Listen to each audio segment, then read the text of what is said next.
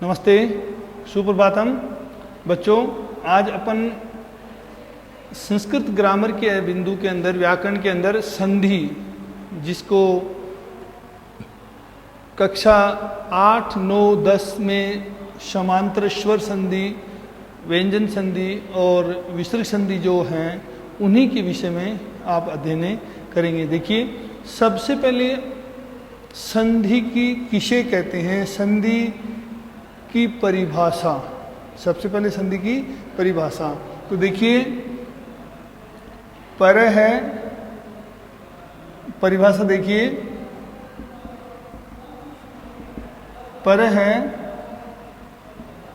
सन्निकर्ष है, संहिता। पर है, सन्निकर्ष है, संहिता। कहने का तात्पर्य ये है, जिसको अपन हिंदी भाषा में कहें, ये व्याकरण की दृष्टि से पाणिनि के द्वारा दी हुई परिभाषा है। दो या दो से अधिक वर्णों के मेल को संधि कहते हैं। मैं आपको सीधा सीधा बता देता हूँ कि दो या दो से अधिक वर्णों के मेल को संधि कहते हैं। संधि कहते हैं। अगर आपको किसी के द्वारा पूछा जाए तो आप अगर ये कहते हैं परह सन्निकर्ष संहिता, संहिता का अर्थ क्या होता है? संधि। परह का अर्थ होता है वर्ण और सन्निकर्ष का अर्थ होता है निकटता, यानी दो वर्णों की निकटता को ही क्या कहते हैं? संहिता कहते हैं, संधि कहते हैं। अब आपके जो बोर्ड की परीक्षाओं में या कक्षा 9th में या कक्षा 8वीं बोर्ड की परीक्षा में जो प्रश्न पूछा जाता है वो ये आता है कि अधोलिखितानां शब्दानां संधि विच्छेदम संधिष्टम वा कृत्वा संदेह नाम लिखत। इस प्रकार का प्रश्न पूछता है और संधि विच्छेद या संधि विच्छेद का संधिष्ट करके उनके संधि का नाम लिखना, ये इसके अंदर आपकी परीक्षा के अंदर पूछा जाता है। तो बच्चों, परिभाषा के बाद में देखिए भेद। संधि कितने प्रकार की होती है? देखिए, संधि है वो 3 प्रकार की होती है। संधि संधि 3 प्रकार की होती है। नंबर 1 स्वर संधि,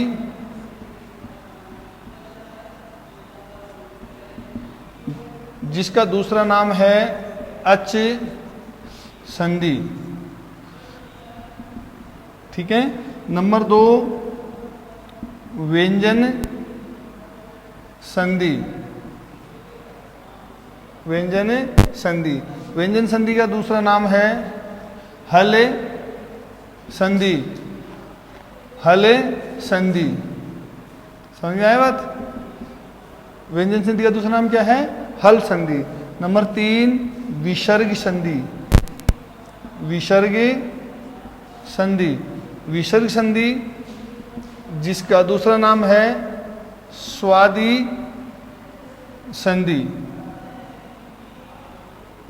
स्वादि संधि।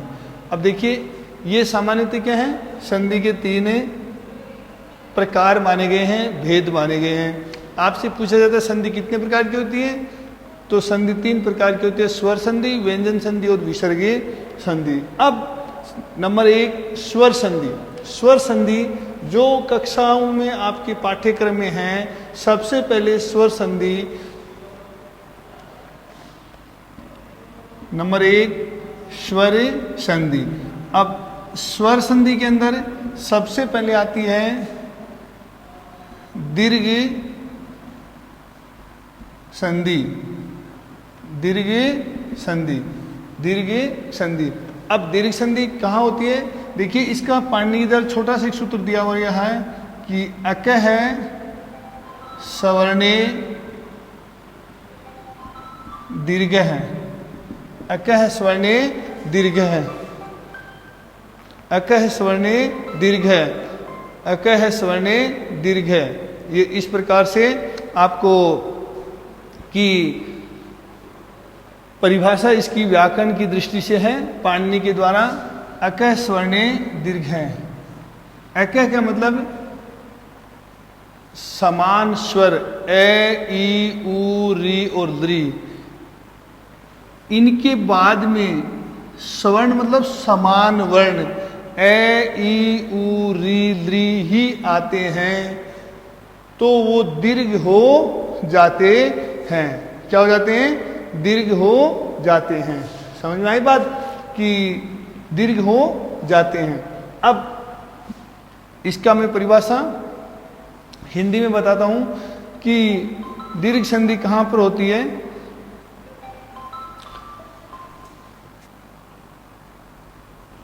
हेलो, हाँ ठीक है यार, मैं पढ़ा रहा हूँ। ठीक, तो चेक कर लो, बस सही ही था रखा था नंबर। ठीक, जो ही बस सही ही था देख। अक स्वर्ण दीर्घ है, इसका के अक ए ई उ री और इसके बाद में स्वर्ण मतलब समान वर्ण ए ई उ री ली ही आते हैं तो वो दीर्घ हो जाते हैं। जैसे ए का आ, ई का बड़ी ई, उ का बड़ा उ, री का बड़ी री। ठीक है, इस प्रकार से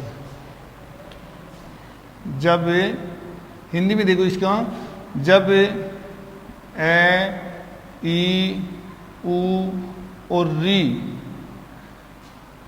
के बाद में समान स्वर ही आता है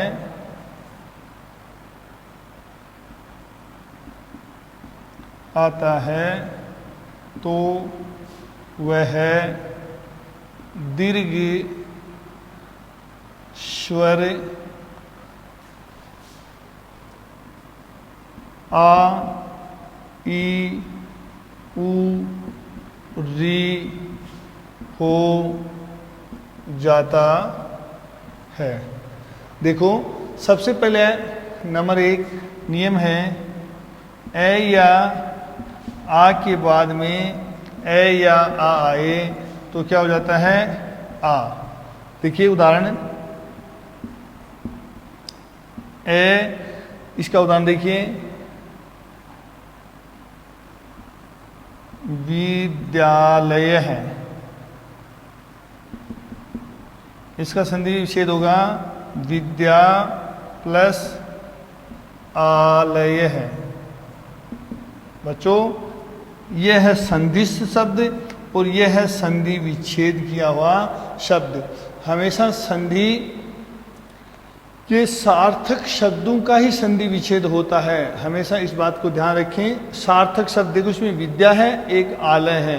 विद्या और आलय, आलय का अर्थ होता है घर, दोनों ही सार्थक शब्द हैं, उन्हीं का ही संधि विच्छेद होता है।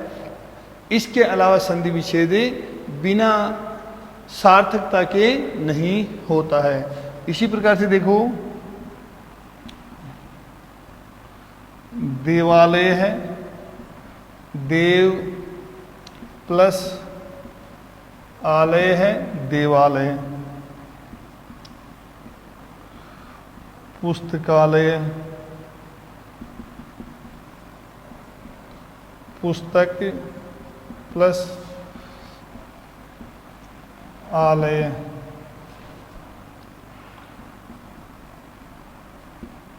भोजनालय,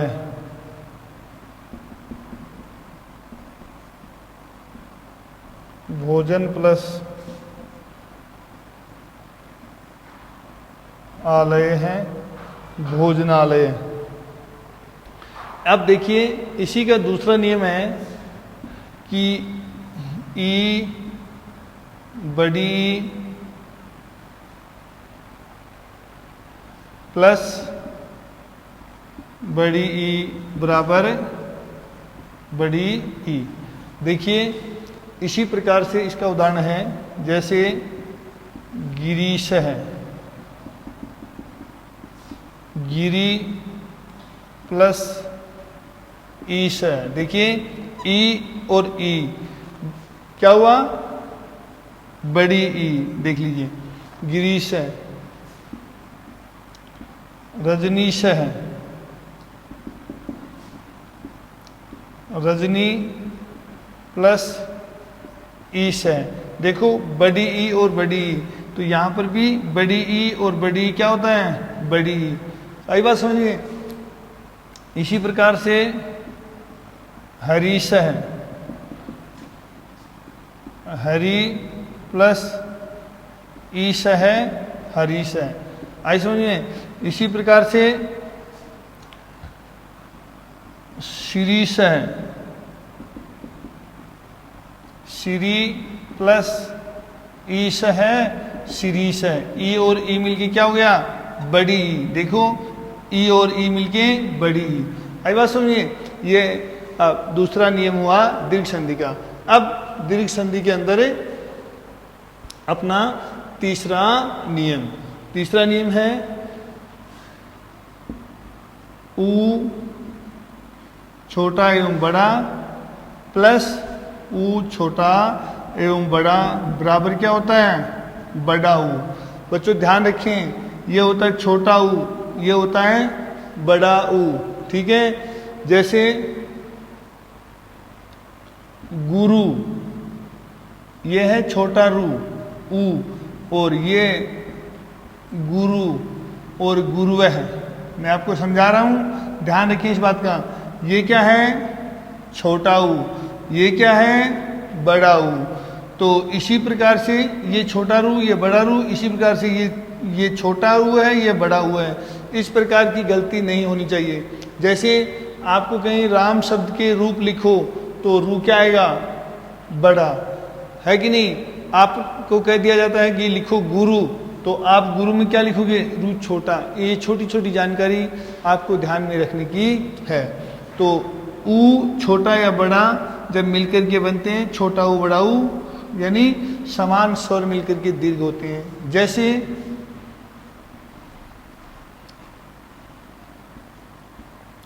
लघुतरम, देखिए लघु प्लस उत्तरम, ऊ और ऊ मिलके क्या हो गया, बड़ा ऊ और ऊ मिलके क्या हो गया, बड़ा ऊ। इसी प्रकार से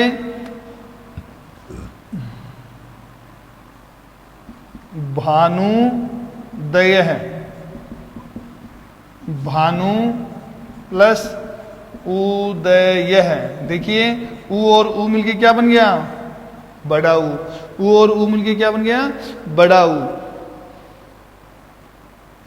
आई बात समझिए। अब देखिए इसके अंदर कि वधूत सवय क्या है, वधूत सवय, वधू सवय है। एक उदाहरण है, तो वधू प्लस उत्सव है। देखिए ऊ और ऊ मिलके क्या बन गया, बड़ा ऊ। तो ये आपका हुआ दीर्घ संधि का तीसरा नियम। अब अगला चौथा है री और री, ए ई ऊ री। अक प्रत्याहार के अंदर ए ई ऊ री ये चार स्वर आते हैं, और इन्हीं के बाद में अगर ए ई ऊ री ही आता है तो वह क्या हो जाता है, दीर्घ। दीर्घ मतलब आ, बड़ी ई, बड़ा ऊ और बड़ी री। नंबर 4 चौथा नियम क्या इसका है कि ये आपकी देखो बच्चों छोटी री और ये आपकी बड़ी री, समझ में आ रहा है। इनके बाद में ये आपकी छोटी री और इनके बाद में ये आपकी बड़ी री आए तो क्या हो जाता है, बड़ी री। ध्यान रखना इस बात का, छोटी री और बड़ी री। आपको मैं समझाऊं कि कहाँ होती है छोटी री और बड़ी री। ये ध्यान में रखने की बात है, छोटी सी बात है परंतु बहुत बड़ी गंभीर बात है। जैसे आपको लिखना है पितृ शब्द, ये क्या है, ये आपकी छोटी री है। ये क्या है, आपकी छोटी री है। अब इसी पितृ शब्द के अंदर आपने द्वितीय बहुवचन में लिखा पितृन, द्वितीय बहुवचन में क्या लिखा? पितृन, और यहां पर ये री कौन सी है? बड़ी। यही आपने पितृ शब्द के अंदर षष्ठी बहुवचन के अंदर लिखा पितृनाम। क्या लिखा? पितृनाम। ये क्या है? री बड़ी है। ये क्या है? री बड़ी है। तो ये क्या हो गई? ये छोटी री हो गई और ये आपकी बड़ी री हो गई। जबकि अमूमन विद्यार्थी क्या करते हैं बच्चों कि छोटी और बड़ी का भेद ही नहीं है, कोई भेद नहीं मानते हैं। छोटा रूप बड़ा रूप को कोई पता ही नहीं है, चाहे जैसे लिखते हैं, जैसा ही घुमाया घोटा पेन का और चलो जी छोटा बड़ा चाहे जैसे लिख दिया। जबकि फिर कहते हैं कि बोर्ड की परीक्षा के अंदर भाषा के अंदर कम नंबर आए। क्यों आए? कि आपको यही पता नहीं छोटी री और बड़ी री कहाँ होती है, कहाँ छोटी री आती है और कहाँ बड़ी री होती है। बच्चों, भाषा एक ऐसी चीज है जिसके अंदर आप जितना शुद्ध लिखोगे उतने ही अच्छे नंबर प्राप्त होते हैं। भाषा के अंदर दो ही चीजें मुख्य होती हैं। पहली बात आपका शुद्ध लेखन, नंबर दो आपके द्वारा जो लिखी गई लेखनी की कलम की जो राइटिंग है वो बहुत सुंदर होनी चाहिए। फिर तीसरी बात आती है कि आपका प्रश्न एकदम सटीक उत्तर। याद करने का तरीका ऐसा होना चाहिए कि जो आचार्य के द्वारा प्रश्न में पूछा जा रहा है, पेपर सेटर के द्वारा जैसा पूछा जाता है वैसा ही जवाब दिया जाए, तभी अच्छे मार्क्स होते हैं। आपको पूछा कुछ जा रहा है और आपने लिख दिया कहाँ से कहाँ तक, कहाँ के कहाँ पहुँच गए, उससे कोई तुक नहीं है। केवल पन्ने भरने से नंबर नहीं मिलते हैं। जितना पूछा जाए, अंकों का विभाजन होता है, जितना पूछा उसका आपने सटीक उत्तर दिया, आपको पूर्णांक दिए जाएंगे। और आपने जो बातें नहीं पूछी उन्हीं को भी भर दिया तो वहाँ पर आपको अंक नहीं दिए जाएंगे और परीक्षा के द्वारा आपको नंबर कम देने की संभावना ज़्यादा होती है। इसलिए जो पूछा जाए उसी का जवाब होना चाहिए। और शुद्धता का विषय ध्यान रखना चाहिए। सुंदर होनी चाहिए आपकी लेखनी, जो आप लिख रहे हैं वह इतना नीट एंड क्लीन होना चाहिए कि टीचर के अट्रैक्शन से इस चीज़ का आभास हो जाए कि वह वास्तव में बहुत अच्छा लिखने वाला विद्यार्थी है। ठीक है, अब देखो उदाहरण है पितृनम। देखिए इसका उदाहरण है पितृनम। तो ये क्या है? री बड़ी, पितृ प्लस ऋणम। क्या हुआ? री और री मिलके क्या बन गया? बड़ी री। मातृनम,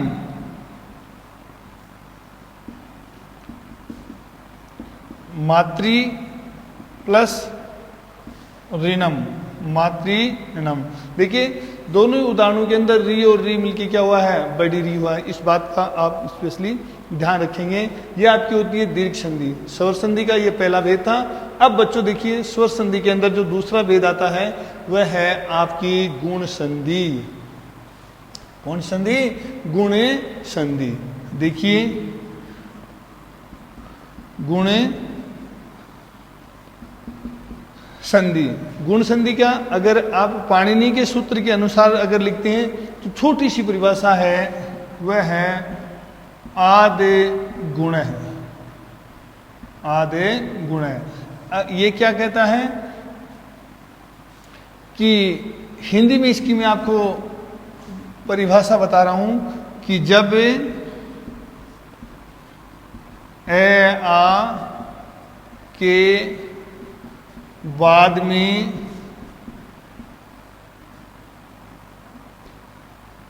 ई उ री ली आए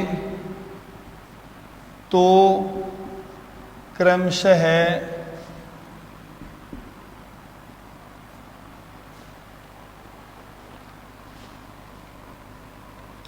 ए ओ अर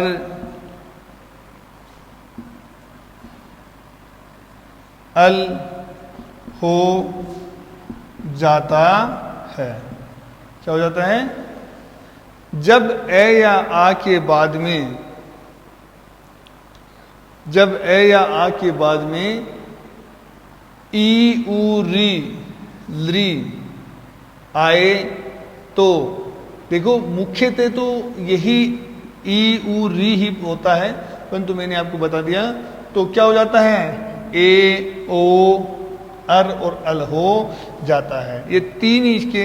अब देखो इसका उदाहरण है, सबसे पहले ए आ प्लस छोटी ई या बड़ी ई बराबर क्या होता है, ए।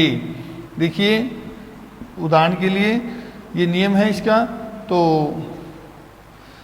सबसे पहले अब इसका उदाहरण देखो कि ए या आ के बाद में छोटी या बड़ी आई तो क्या हो जाता है, ए। देखो बच्चों ए और आई, ए और आई बहुत अंतर होता है। ये आपका क्या है, ए, ये क्या है, आई, ये क्या है, के, ये क्या है, कई। समझ में आ रही बात? यहां पर ये क्या है, ए, और ये क्या है, आई, ये क्या है, के, और ये क्या है, कई। अब अमूमन आपको एक लिखा जाता है ये शब्द, दिखाई दे रहा है मेरी बात को? आप क्या बोलते हैं, के कई, यही बोलते हैं, जबकि ये आपका क्या है, गलत। पहले क्या बोला जा रहा है, क्या लिखा गया है, कई, जबकि आप ये बोल रहे हैं ये गलत है, जबकि क्या बोलना है, कई कई। शुद्ध क्या होगा, यह आपको पहले बोलना है। तो जब आप इसको बोलेंगे और इसको बाद में बोलेंगे तो आपका उच्चारण होगा कई कई, जबकि यह अमूमन आप अपने जीवा के स्वार्थ के वश इस प्रकार से उच्चारण करते हैं, ये गलत है। ध्यान में रखें, आप बोलेंगे पहले इसको कई को, फिर बोलेंगे के को, तो कई कई इसका शुद्ध उच्चारण होगा, के कई कदापि नहीं होता है। आप इस बात का ध्यान रखें। मैंने आपको कहाँ इसलिए बताई कि जब ए की बात आई, ए आई की, हाँ, तो आपका उदाहरण देखो, रमेश है, रमा प्लस ईश है, रमा प्लस ईश है, क्या बना, रमेश है। नरेश है, नर प्लस ईश है, नरेश है। इसी प्रकार से नरेंद्र है, नर प्लस इंद्र है, नरेंद्र है। गजेंद्र है,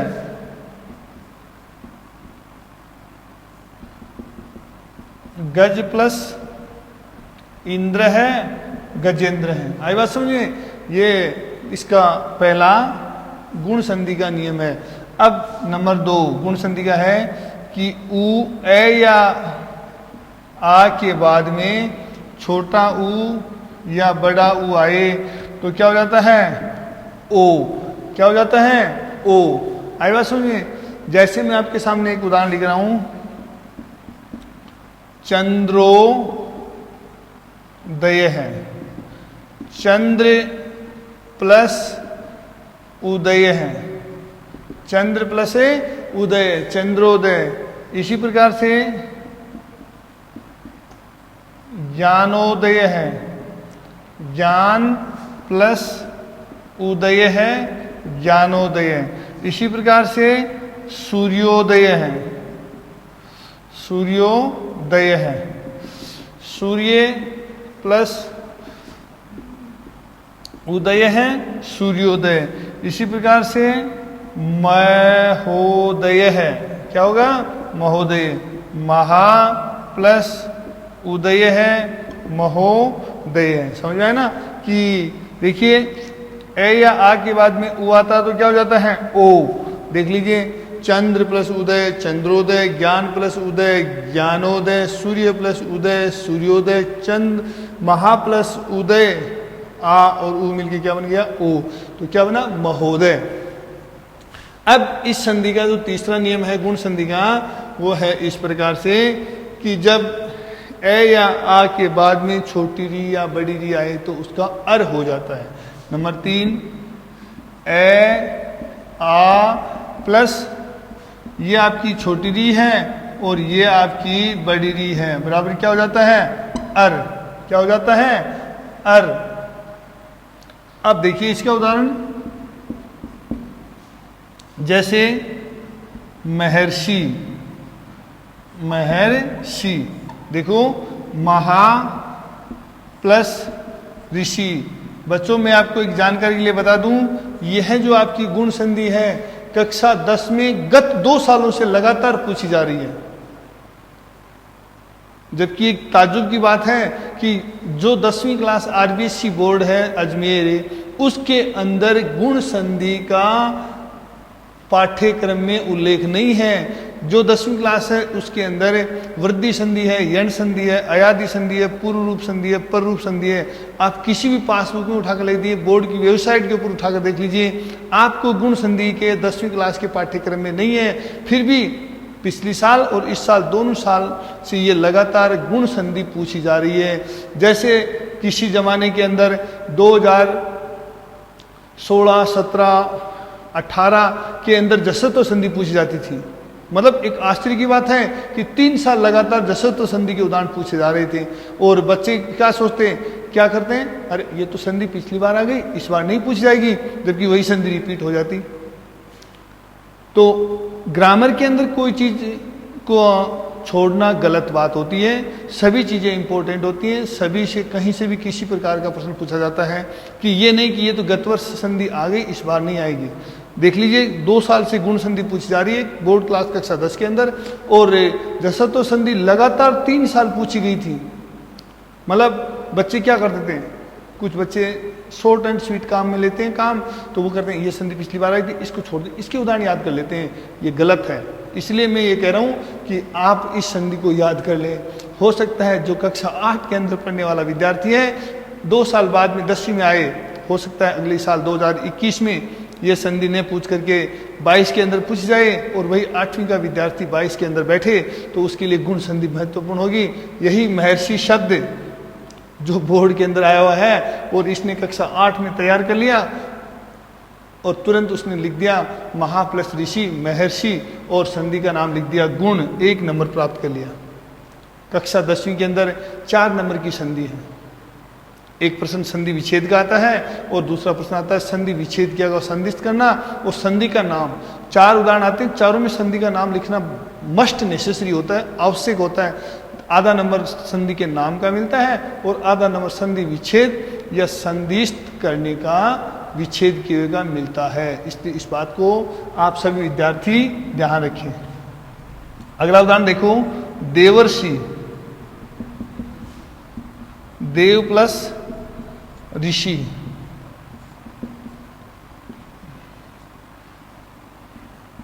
सप्तर्षि, सप्त प्लस ऋषि ही, सप्त ऋषि, सप्त प्लस ऋषि, सप्त ऋषि।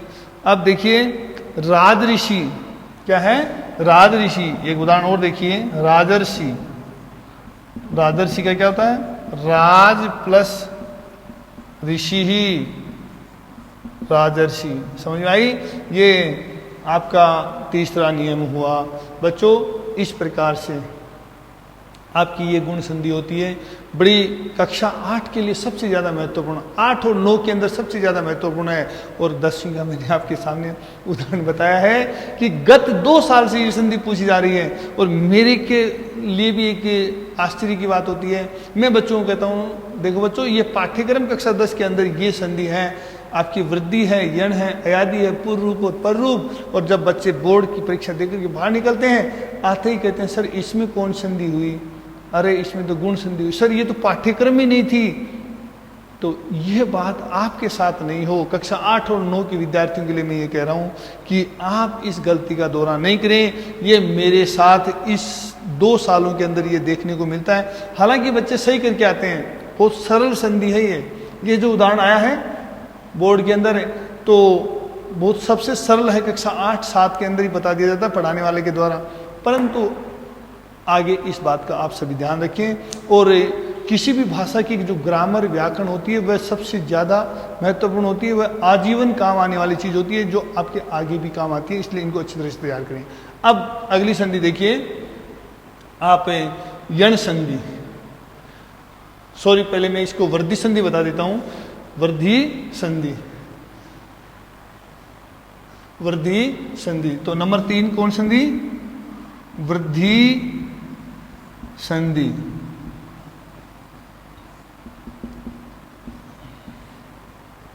कौन संधि है? वृद्धि संधि। अब देखिए बच्चों कि वृद्धि रेची एक सूत्र होता है पाणिनि के द्वारा दिया हुआ, वृद्धि रेची। इसमें एक वृद्धि शब्द है, इसका संधि विच्छेद क्या होता है? वृद्धि ही प्लस एची।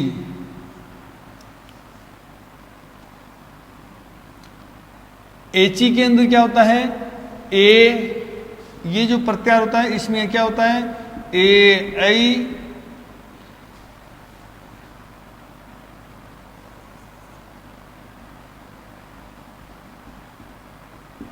ओ औ, ये जो स्वर होते हैं वो आते हैं। समझ में आया? और वृद्धि का वृद्धि स्वर कौन कौन से होते हैं? ए या आ। ठीक है, तो देखिए अब इसकी परिभाषा हिंदी में बता देता हूं कि जब ए या आ के बाद में ए ऐ तथा ओ औ आए तो क्रमशः ऐ और औ हो जाता है। ऐ और औ हो जाता है। आई बात सुनिए बच्चों। अब देखिए नंबर 1, इसका पहला नियम है कि ए आ प्लस ए ऐ बराबर क्या होता है? ऐ। आई बात सुनिए। अब देखिए इसका उदाहरण, पहला नियम क्या है कि जब ए या आ के बाद में ए ऐ आए तो क्या हो जाता है? ऐ। इसको क्या बोलेंगे? वही के कई, कई वाला क्या है? ऐ। ध्यान रखें इस बात का। तो इसका उदाहरण देखो, सदैव,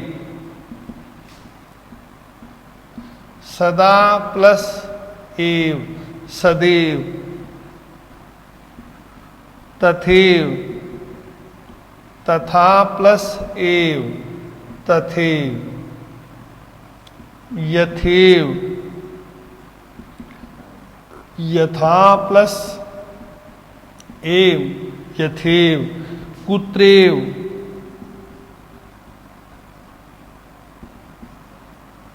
कुत्रे प्लस एव, कुत्रैव। इसी प्रकार से अद्यैव, अद्यैव तो क्या होगा? अद्य प्लस एव, क्या होगा? अद्य प्लस एव, अद्यैव। अब इसका नंबर 2 उदाहरण नियम है कि ए आ प्लस ओ औ बराबर औ। जब ए या आ के बाद में ओ या औ आए तो उसका औ हो जाता है। अब बच्चों देखो, समझ गए नियम कि इसका उदाहरण है महोषधि, महोषधि, महा प्लस औषधि। देखो बच्चों, औषधि के अंदर ओ भी आता है और औ भी आता है, ये दोनों सही हैं। महा प्लस औषधि, महोषधि, वनौषधि, वनौषधि, वन प्लस औषधि, वनौषधि, वन प्लस औषधि, वनौषधि। तो देखिए कि इसमें है महोषधि के अंदर महा प्लस औषधि, आ और ओ मिलके क्या बन गया? औ। इसी प्रकार से वनौषधि के अंदर ए के बाद में ओ आया तो बन गया औ, वनौ। वन प्लस औषधि, वनौषधि। इसी प्रकार से एक उदाहरण देखो,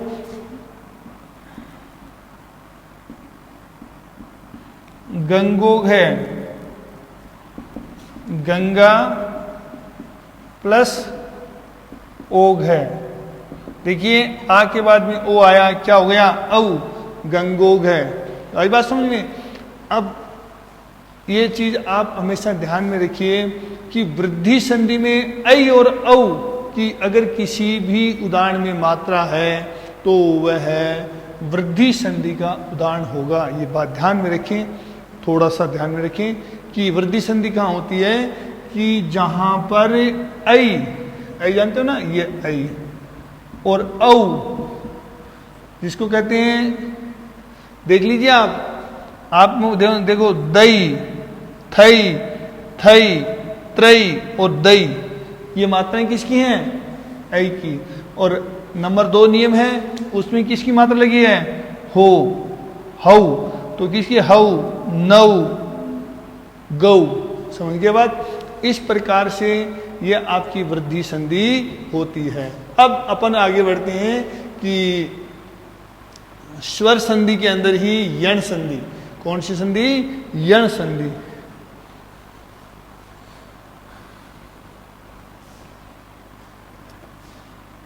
नंबर 4 पर है कौन संधि, यण संधि। कौन संधि, यण संधि। अब देखिए यण संधि कहाँ होती है। पाणिनि के द्वारा एक सूत्र दिया हुआ है, इको यणची, इको यणची, इको यणची। समझ में आई बात, इको यणची। अब देखिए आप कि यण संधि कहाँ होती है। मैं आपको एक बात बता देता हूं कि ई, उ, री और लरी के बाद में असमान स्वर आए। देखो इक, इसमें शब्द है वो इक है, यण है और अची है। देखो अची का अर्थ क्या होता है, स्वर। यण का मतलब होता है ये, वे, रे और ले। समझ आए। इक का मतलब होता है ई, उ, री और लरी। समझ रहे मेरी बात को, ई, उ, री, लरी। तो इक का अर्थ क्या होता है ये, यण का अर्थ क्या होता है ये, वे, रे, ले, और अची का अर्थ होता है स्वर। समझ रहे हैं। इस प्रकार से ये यण संधि होती है। अब मैं आपको ये बता रहा हूं कि ये जो यण संधि होती है इसकी परिभाषा, जिसको अपन हिंदी के अंदर क्या देते हैं, जब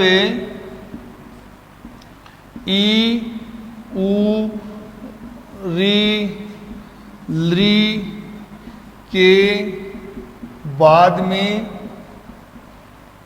जब ई, उ, री, लरी के बाद में असमान स्वर आए तो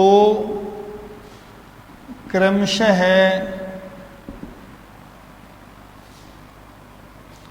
ये, वे, रे, ले हो जाता है। समझ में आई बात कि जब ई, उ, री, लरी के बाद में असमान स्वर, कौन सा स्वर, असमान स्वर। देखो समान स्वर आती है तो दीर्घ संधि होती है, परंतु असमान आए तो, जब असमान आए तो कौन सा था, क्या होता है, क्रम से ये, वे, रे, ले हो जाता है। अब आपको मैं बता देता हूं नंबर 1 इसका नियम है कि ई छोटी बड़ी है और इसके बाद में असमान स्वर। असमान स्वर का अर्थ यह होता है बच्चों कि इन दोनों को छोड़कर अगर कोई भी स्वर आ रहा है, इन दोनों को यानी छोटी और बड़ी को छोड़कर कोई भी यहां इनके बाद में कोई भी स्वर आता है तो वह क्या हो जाता है, ये। क्या हो जाता है, ये। जैसे देखिए उदाहरण के लिए प्रत्येकम, इसका संधि विच्छेद क्या होगा, प्रति प्लस एकम। देखिए मैं आपको समझा रहा हूं, ये ई है, ये ई है और यहां पर असमान स्वर क्या आया, ए, तो क्या हो गया, ये। यहाँ पर ये अलंत है, जबकि यहाँ पर ये में किसकी मात्रा है, ए की। तो जब ये है, जब ए में मिला तो क्या बन गया, ये। आई बात समझे। तो प्रत्येकम इस प्रकार से, इसी प्रकार से देखो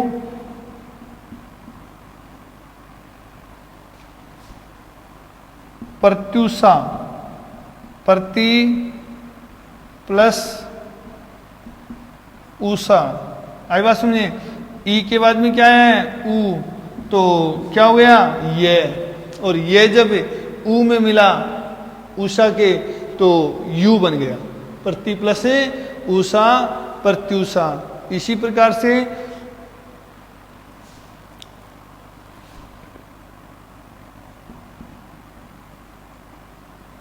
प्रत्युत्तरम,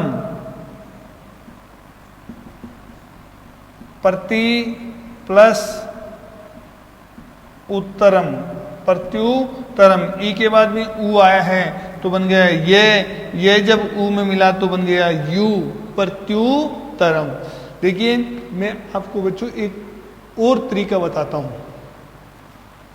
आप इसको देखो, इस फॉर्मूले को आप देखिए, मैं आपको यहां लिख रहा हूं, ये, वे, रे और ले।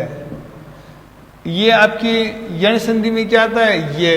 तो आप लिख लेंगे ये, वे, रे, ले, कोई दिक्कत नहीं है। अगर इनसे पहले क्या हो, पहले, समझ गए ना, पहले, इनसे पहले, किनसे पहले, ये, वे, रे और ले से पहले, इनसे पहले आधा अक्षर, इनसे पहले क्या हो, ये, वे, रे, ले से पहले अगर आधा अक्षर हो तो ये से पहले आधा अक्षर होता है उसमें ई जोड़ दो, वे से पहले आधा अक्षर हो उसमें ऊ जोड़ दो, और रे से पहले आधा अक्षर उसमें री जोड़ दो, और ले से पहले आधा अक्षर उसमें री जोड़ दो।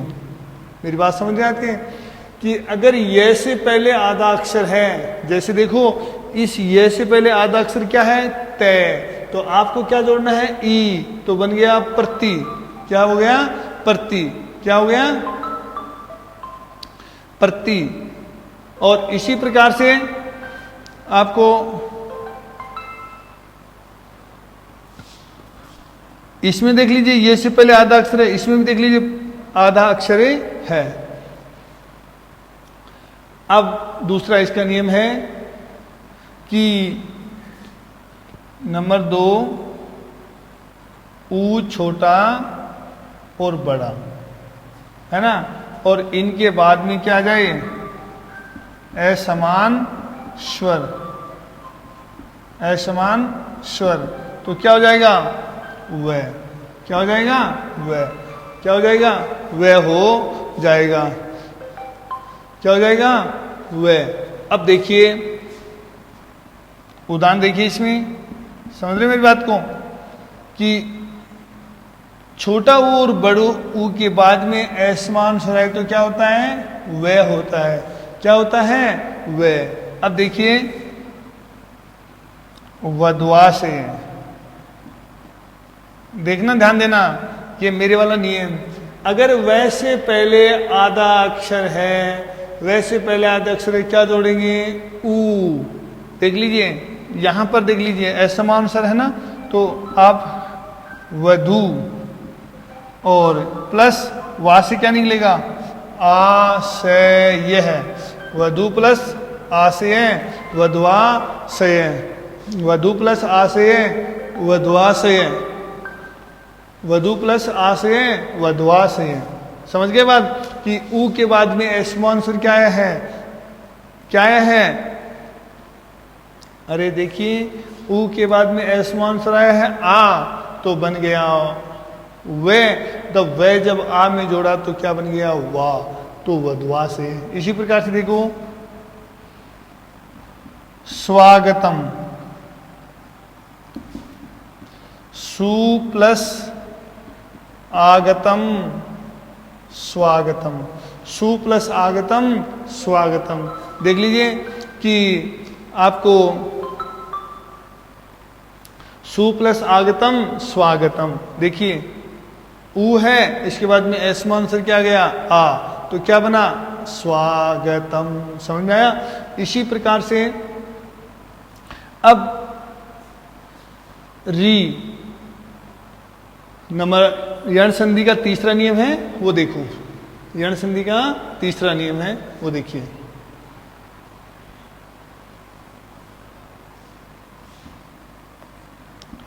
छोटी री और बड़ी री के बाद में असमान स्वर तो क्या होगा रे, क्या होगा रे।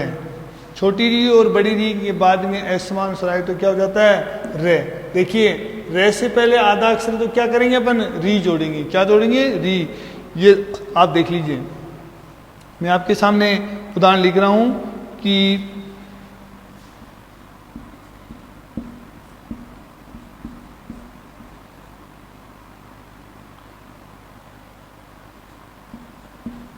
पित्राज्ञा, इसको आप इस प्रकार से लिखते हो तय अलंत को, या इसको यूं भी लिख सकते हो आप, क्योंकि मैं आपको एक बात बता देता हूं कि क्षत्रिज्ञ होते हैं वो संयुक्त अक्षर होते हैं। क्या होते हैं? संयुक्त अक्षर।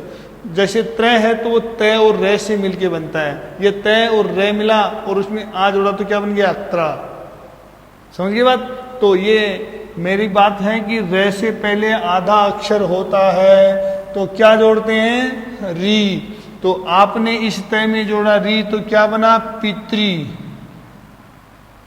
और रा से क्या निकला आ, पितृ प्लस आज्ञा पित्राज्ञा, पितृ प्लस आज्ञा पित्राज्ञा। इसी प्रकार से देखो मात्राज्ञा, इसी को आप यूं भी लिख सकते हो, इसको आप इस दूसरे तरीके से भी लिख सकते हो मात्राज्ञा, मातृ प्लस आज्ञा मात्राज्ञा।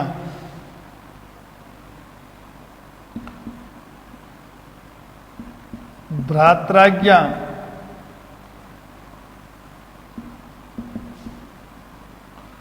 भ्रातृ प्लस आज्ञा क्या बनेगा भ्रात्राज्ञा, है कि नहीं। ये देखिए कि छोटी री और बड़ी री के बाद में असमान स्वर आए तो वो क्या हो जाता है रे। अब देख लीजिए पितृ प्लस आज्ञा पित्राज्ञा, मातृ प्लस आज्ञा मात्राज्ञा, भ्रातृ प्लस आज्ञा भ्रात्राज्ञा। अब इसका अंतिम नियम है यण संधि का कि लृ के बाद में असमान स्वर आए। नंबर 4 क्या है लृ के बाद में क्या आए असमान स्वर तो क्या हो जाता है ल, क्या हो जाता है ल। तो देखिए लाकृति ही क्या है लाकृति, लृ प्लस आकृति ही लाकृति ही।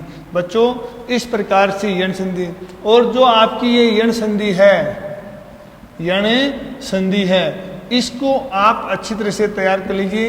ये न केवल बोर्ड कक्षाओं में बल्कि आगामी जो परीक्षा की दृष्टि से कंपटीशन परीक्षाएं होती हैं उनमें भी ये पूछ जाती है। यण संधि है अयादि संधि है बहुत महत्वपूर्ण है। तो आज मैंने जो आपको यण संधि वृद्धि संधि गुण संधि और दीर्घ संधि ये 4 संधियां पढ़ाई हैं, इनको आप अच्छी तरह से पढ़ेंगे और इनके उदाहरणों को लिख करके एक्सरसाइज करेंगे। अगर आपको किसी भी नियम के अंदर या समझने में दिक्कत होती है तो आप उसके नियम को दोबारा पढ़ें और पूछें देखें कि आखिर यह अपने को प्रश्न में कहाँ दिक्कत हो रही है। अगला अब देखिए कि अंतिम में ये कहना चाहता हूँ कि परीक्षा की दृष्टि से किस प्रकार का प्रश्न आपके पेपर में आता है। प्रश्न देखिए, जैसे मैं आपको बताऊं कि कक्षा 10 है, कक्षा 10 उसके अंदर 12 नंबर और 13 नंबर का जो प्रश्न आता है वो संधि का ही आता है, परंतु इसी प्रकार से 8 है, उसके अंदर भी संधि का प्रश्न आता है, 9th में भी प्रश्न आता है। तो देखिए प्रश्न क्या आता है, अधो लिखिता नाम शब्दा नाम संधि विच्छेदम कृत्वा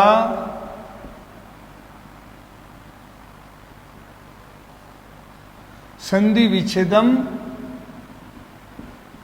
संधिस्थम व कृत्वा, यानी कहने का अर्थ क्या है, संधि विच्छेद या संधिस्थ कृत्वा यानी करके, संधेह यानी संधि का नाम लिखत। अब देखिए प्रश्न क्या आएगा, जैसे मान लीजिए आपको संधि दे दी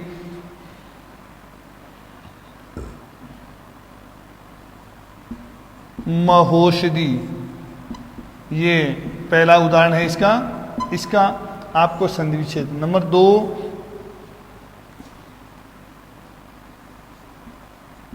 वध्वा गम है, ठीक है। नंबर 3 इसी प्रकार से दे दिया कि देवर्षि, ठीक है। और नंबर 4 आपका शिरीष है। अब मैं इसी को देखिए कि संधि विच्छेद श्री प्लस ईश है, इस प्रकार से यह संधि विच्छेद किया हुआ है और ये संधि विच्छेद करनी है, मतलब संधि विच्छेद और संधिश दोनों इसके अंदर करने हैं। तो इसका संधि विच्छेद क्या होगा, वृद्धि संधि महा प्लस औषधि महोषधि। इसी प्रकार से वधु प्लस आगम है वध्वा गम है। अब देखिए बच्चों ये है, इसके साथ में संधि का नाम लिखना है वृद्धि संधि। अगर संधि का नाम नहीं लिखेंगे तो आधा नंबर ही मिलेगा, वरना प्रत्येक उदाहरण का 1 नंबर आधा संधि विच्छेद या संधिस्थ करने का है और आधा नंबर संधि के नाम का लिखने का है। जैसे वधु प्लस आगम वध्वागम यण संधि, कौन सी संधि, यण संधि। अब तीसरा है देव प्लस ऋषि ही, देव प्लस ऋषि ही देवर्षि, संधि हो गई आपकी गुण, कौन संधि हो गई, गुण संधि। और नंबर 4 पर है, इसका संधि विच्छेद किया हुआ है तो आपको संधिस्थ करना है, तो आपने लिख दिया शिरीष है और संधि का नाम लिख दिया दीर्घ संधि। कौन सी संधि, दीर्घ संधि। ओके, इस प्रकार से बच्चों आपको ये जो संधि पढ़ाई है इनको आपको तैयार करना है।